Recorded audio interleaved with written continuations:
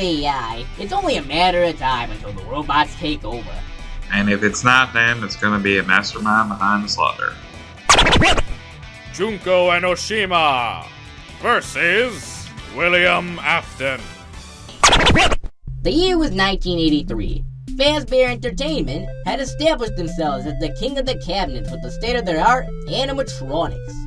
Between subpar pizza, creepy-looking characters, and iconic arcade games, the future seemed bright for the company until the tragic death of a child at the hands of their biggest star. On that fateful night, everything changed.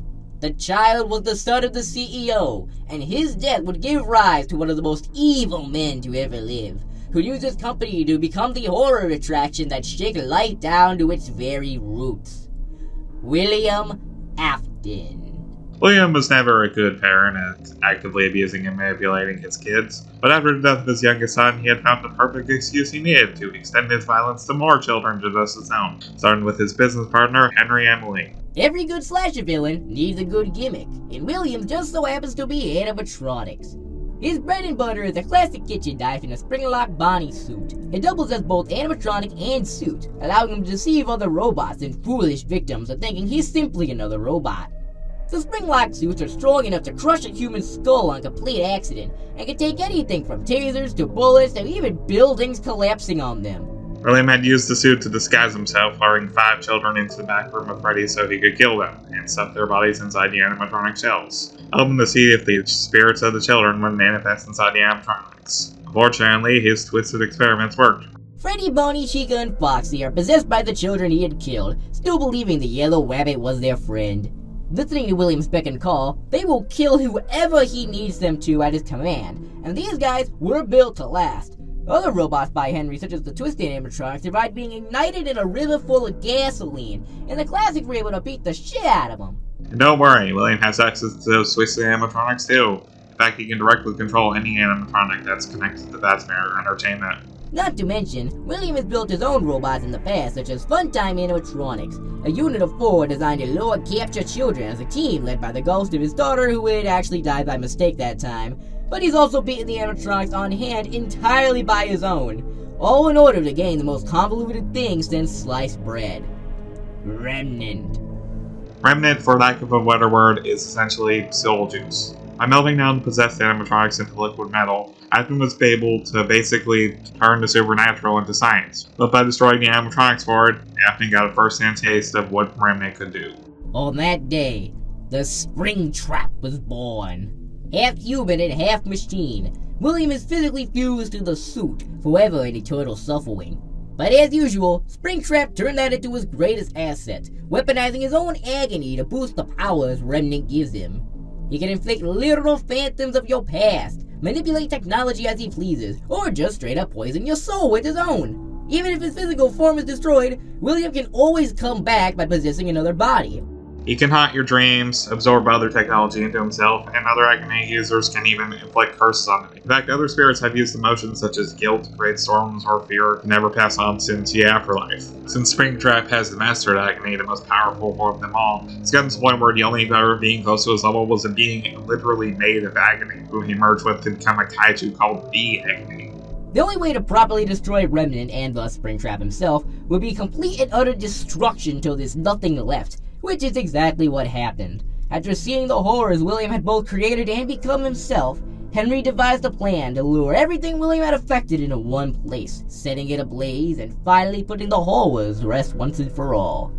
But William was always 2 steps ahead.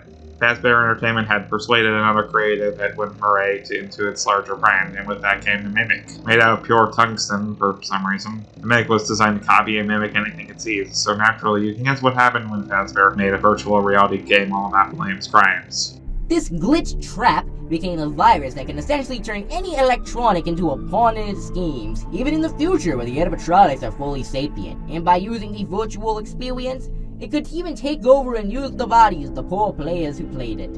Using 2 infected humans, Gregory and Vanessa, the Mimic would attempt to reforge the glitch trap virus with the Mimic animatronic, essentially allowing William to live again. Even if the man himself is gone, William Afton will always come back.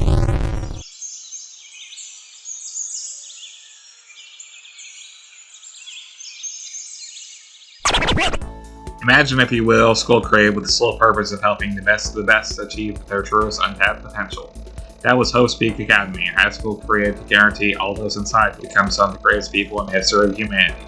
Yet one of these students would be its greatest downfall, setting it on a course to become the biggest, most awful, tragic event in human history by a woman who had duped everyone and everything. Junko Enoshima. Junko may have been cast as the ultimate fashionista, but in reality she was the ultimate analyst. She could use it to predict fashion trends in order to become the ultimate fashionista in the first place. But she's also used it to beat the ultimate boxer in combat just by analyzing his fighting style. But this made her life so unbearably boring, a dull, meaningless existence where she would forever watch everything go exactly as expected. As the years went by, it drove her closer and closer to the brink of insanity, to the point that she'd make alternate personalities just to cope in the short term, until she finally found a way out. Despair. Despair offered Junko unpredictability. She loved it so much to the point she legitimately kinda creeps me out from how much she seems to like it. Losing her last shred of sanity, Junko decided to take the rest of the world down with her, and Hope's Peak had offered her the perfect opportunity to do so. Take Ryota Mitare, the ultimate animator, who she analyzed to create a despair video who would brainwash anyone who saw it into a crazed flurry. Or Yasuke Matsuda, the ultimate neurologist, who she murdered after stealing his research on the brain. She couldn't copy everyone like luck, but luck didn't matter when you can predict everything on a fundamental level. She was able to hijack the entire operation out of Peak and force everyone into a killing ring. Or the only way to escape would be to kill someone and get away with the murder. Which was hosted by her very own mascot, Monokuma.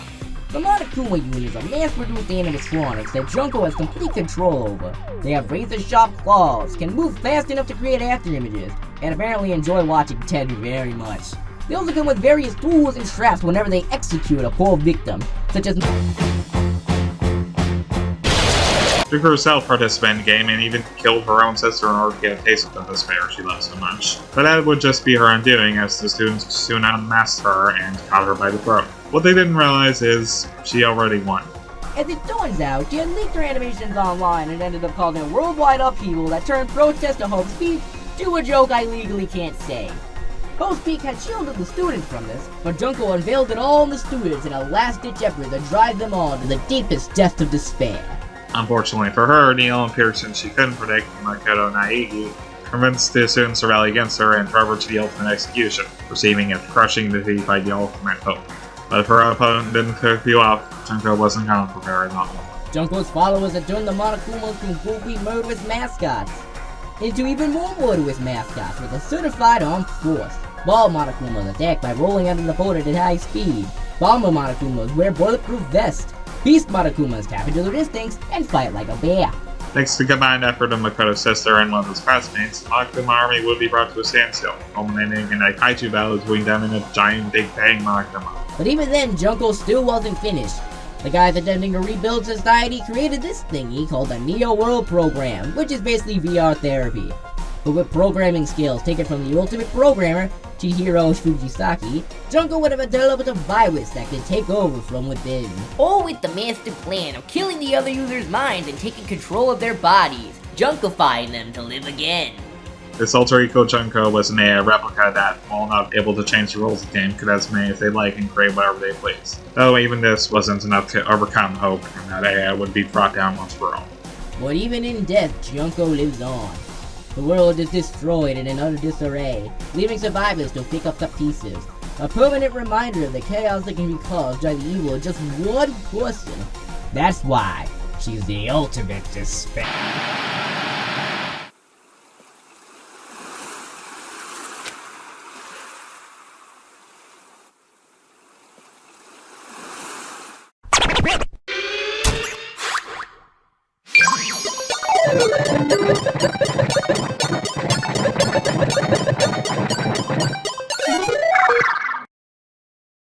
Rotten little girl, you are mine. Your will to live is truly ultimate. I can't wait to crush it. Your machines are impressive, but agony is something even you can't predict.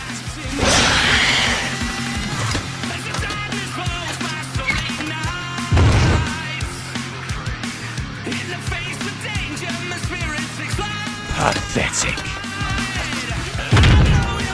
Wake up, children.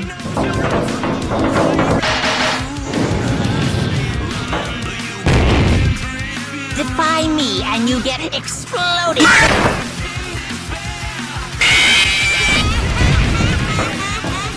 Are you having fun yet? Your proxies are getting torn through like tissue paper. It's punishment time! Still not over temper tantrums? Look at the nasty things you have created. Look at how small they are. How worthless they are. They are wretched, rotten, little... Oh, the hope you had that you could weasel your way out of this one. It's so boring when everything goes to plan. If only you could come back and we could do this all over again. I always come back!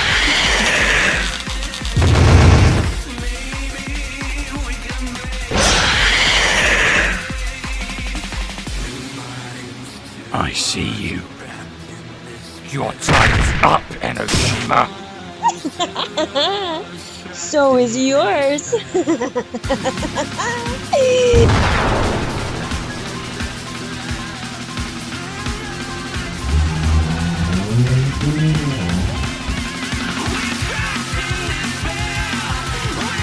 Thanks for the free body, William.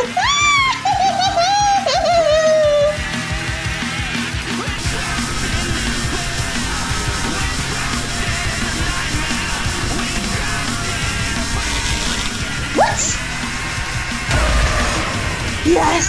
Oh, the despair! The hope it's against something I can't control.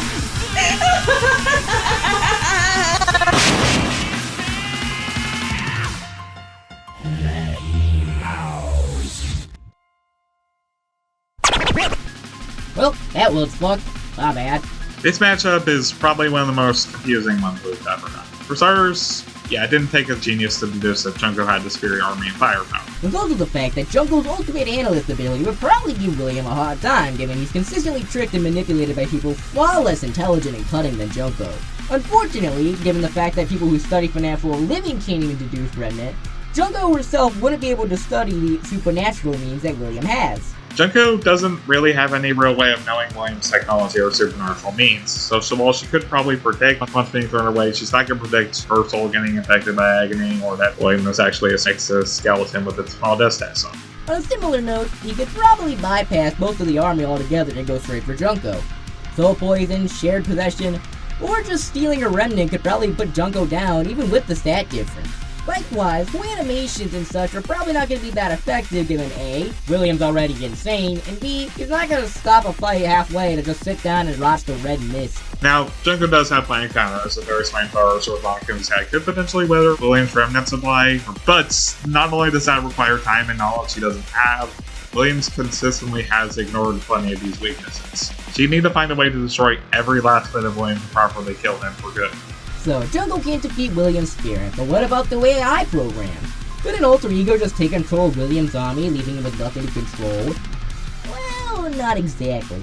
Not only does alter ego need to be placed in the code, whereas the mimic can control technology from afar, William himself has been shown to do the same without the mimic at all, meaning the alter ego is already at the disadvantage. And add insect to injury, the mimic's effective and shown to take over sapient AI and currently living human. Whereas alter ego needs to take advantage of empty husks to get things done. No matter which way you slice it, the ultimate despair didn't have any options to keep Springtrap from coming back. This fiction fight's winner is William Afton.